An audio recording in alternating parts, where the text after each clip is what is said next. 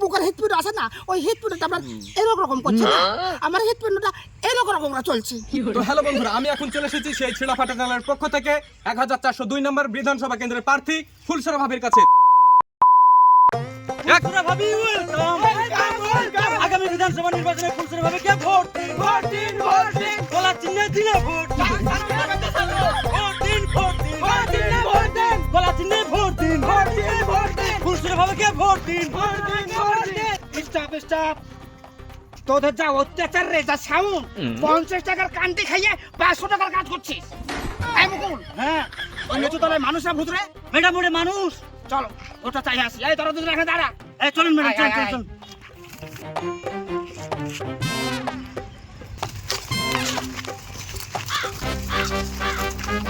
আসসালামু আলাইকুম।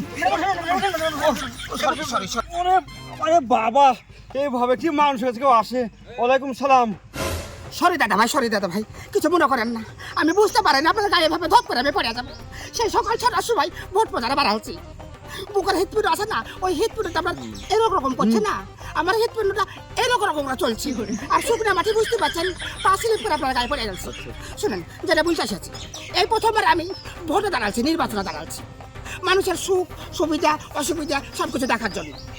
আপনাদের এই আশীর্বাদ আমার দরকার দাদা ভাই, এই আশীর্বাদ দরকার। আমাদের এই ইন্ডিয়াকে কিভাবে ডিজিটাল থেকে আরো বেশি ডিজিটাল করতে হয় আমি সব করে দেবো, শুধু আপনাদের দু আশীর্বাদ দরকার। ভোটটা দিবেন তো? 23 তারিখে 6টার সময় গরম মাংস দিয়ে ভাত খাবেন, ভাত খেয়ে সুন্দর জামা আর নঙ্গি প্যান্ট পরিয়ে যাইয়া দেখবেন যে এতখানি কলা চিহ্ন আছে, ওই কলা চিহ্ন ধপাস করে ভরতে পারেন। বাস, রাস্তায় যত বড় বড় গর্ত আছে তার থেকে বড় গর্ত করে দেবো, কোনো টেনশন নাই। একদম একদম। হসপিটাল, পুকুর, নদী, নালা, স্কুল, কলেজ সব আমি পরিবর্তন করব, কথা দিচ্ছি। ভোটটা দিবেন তো? ভোটটা দিয়েন, ঠিক আছে, তোমরা ভোটটা দিয়ে আমাকে। আরে গায়ে পড়ছেন কেন আপনি এভাবে? ভোট চাবেন, আপনি গায়ে ঢলে পড়ছেন কেন? হ্যাঁ, আর ভোটের টাইমে এসে আদর সোয়াগ বলে ভালোবাসা, হাত ধরা পা ধরা। হ্যাঁ, আপনার ভোটের টাইমে কি করেন? আপনার ভোটের টাইমে এসে আপনারা হাত পা ধরেন, ভোট বাড়িয়ে গেলে কোনো কাজ করেন না, আপনাদের মুখ দেখা যায় না। হ্যাঁ, ঘোড়া ডিম করেছেন আপনার এলাকায় কাজ। শোনেন, একটু শান্ত হন, একটু আমাদেরকে ফলো করেন। না, কোনো ফলো করার টাইম নাই। ভালো লাগবে একটু ফলো না করেন। না না, কোনো ফলো আপনার হাত ধরে বলছি, আমি এই প্রথমবার ভোটে দাঁড়াচ্ছি, আমার কথা যদি 1% মাত্র যদি একটু মিস্টেক হয় কিংবা ভুল হয়, তাহলে আপনি আমার বাড়িতে যাইয়া কাপড় টাপড় খুলে আমাকে ন্যাংটা করে দিয়ে যান। ঠিক আছে, জান, আমি চিন্তা ভাবনা করবো। যান, আপনি এখন জান তো, মাথা গরম করেন না। যান, আমি ঠিক আছে যান। একদিন দেখা করছি আপনার সাথে, ঠিক আচ্ছা আছে? বাবা, ঠিক আছে। ঠিক আছে, যান, আমি দেখবো। চলো যান। এই লোক তো ফুলসরা ভাবি ওয়েলকাম। ফুলসরা ভাবি ওয়েলকাম। এবার ভোটে জিতবে কে? আমি সুমাইয়াম খান। এবার ভোটে জিতবে কে? স্টপ। এই মুকুল, এবার তো মানুষ থাকে তো? অবশ্যই থাকবে। চল, এবার তো সবাই আয় চল। ফুলসরা ভাবি তুমি এগিয়ে চলো। ফুলসরা ভাবি ওয়েলকাম। এবার ভোটে জিতবে কে? ফুলসরা ভাবি স্বাগতম। কি ব্যাপার, বাড়ি ফাঁকা লাগছে কেন? বাড়িতে মানুষ না নাকি? ওই যে একটা ছোট ছেলে ঝাড় দিছে তো। হ্যাঁ, এই মুকুল তুই আয়, এই তোর জন্য দাঁড়া, আয় ছেলে, ঠিক আছে শোনো, তুমি বাড়িতে একলা আছো? তোমার মা বাপ নাই? তোমার মা বাপকে বলো আমি কলা চিহ্নে ভোটে দাঁড়াচ্ছি, ভোটটা দেয় তোমার মা বাপ সকাল আমার কাছে দিয়ে আসে, বুঝলে তো? আর তুমি আমাকে চিনো তো? না, আপনাকে আমি চিনি না। তুমি ছেলে আমাকে চিনতে পারবে না, তুমি তো দুধের ছেলে। শোনো, তোমার মা বাপকে বলবা ফুলসুরা যে ভোটে দাঁড়াইছে কলা চিহ্নে, ওই কলা চিহ্নে যে সকাল যেন ধবাস করে ভোটটা দিয়ে দেয়, বুঝলে তো? তারপরে তোমার বিহার খরচ, তারপরে তোমার বিটির খরচ, তারপরে তোমার তার বিটির খরচ, যত খরচ হবে সারা জীবনের জন্য এই ফুলসুরা দায় নিবে, ঠিক আছে? তো হ্যালো বন্ধুরা, আমি এখন চলে এসেছি সেই ছিলাফাটা চ্যানেলের পক্ষ থেকে 1402 নম্বর বিধানসভা কেন্দ্রের প্রার্থী ফুলসরা ভাবির কাছে। তো আপনারা ইতিমধ্যে দেখে ফেলেছেন যে আমাদের ফুলসরা ভাবি ভোট নেওয়ার জন্য মাঠে ঘাটে এখানে ওখানে যাচ্ছে। তো আমরা তার কাছে জেনে নেব যে মানুষের পেছন মারার জন্য সে কি করতে পারে। তো চলেন তার কাছে জেনে নিই। আচ্ছা ম্যাডাম, আপনার হাতে কি 2 মিনিট সময় হবে? হ্যাঁ অবশ্যই হবে, বলুন কি বলতে চান?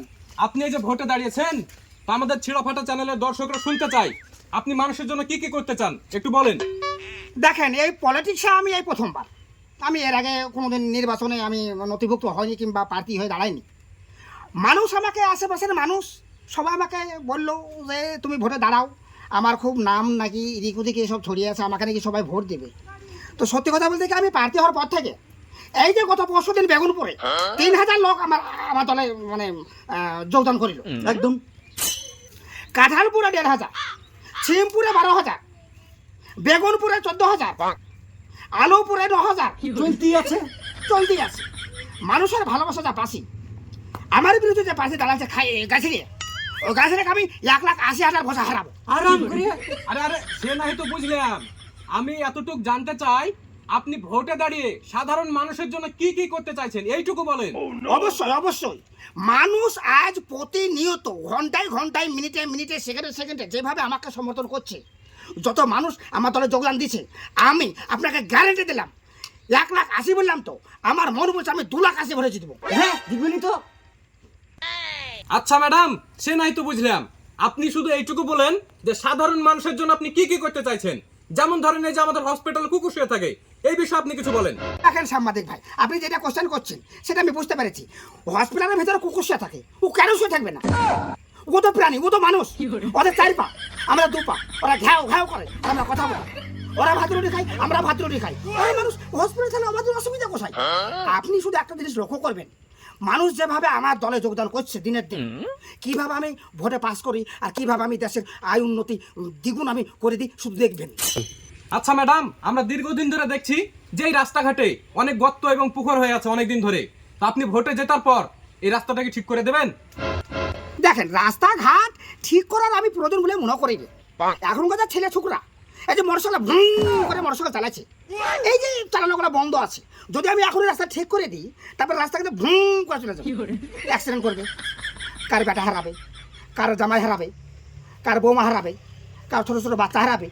তাই আরেকটা বিষয় আপনাকে বলছি, সব থেকে বড় একটা ভালো কাজ রাস্তা খারাপের জন্য অনেক গর্ভবতী মায়েরা এই আমাদের গ্রাম থেকে বহরমপুর কলকাতা পর্যন্ত গাড়িতে যায়।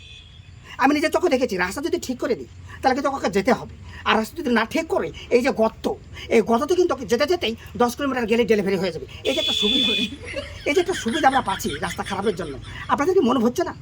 আপনাদের কি এটা ভালো লাগছে না? সেটা আগে বলুন তো। ফুলসুরা হবে জিন্দাবাদ। জিন্দাবাদ জিন্দাবাদ। তো ধন্যবাদ ম্যাডাম আমাদেরকে এত মূল্যবান সময় দেওয়ার জন্য। তো হ্যালো বন্ধুরা, আপনারা দেখতে পেলেন যে আমাদের ফুলসুরা ভাবি ভোটে জেতার পর কত সুন্দর সুন্দর কাজ করবে, আপনারা অবশ্যই দেখতে পেলেন। তো পরবর্তী খবরের জন্য আমাদের ছেড়াফাটা নিউজের চোখ রাখুন। সবাইকে অসংখ্য ধন্যবাদ। ফুলসুরা হবে জিন্দাবাদ। জিন্দাবাদ জিন্দাবাদ। ফুলসুরা হবে জিন্দাবাদ। এই বুকলে হ্যাঁ ম্যাডাম।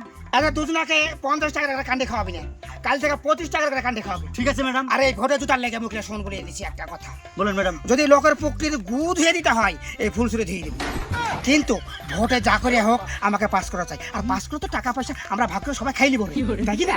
মার স্লোগান ফুলসুরা হবে জিন্দাবাদ। জিন্দাবাদ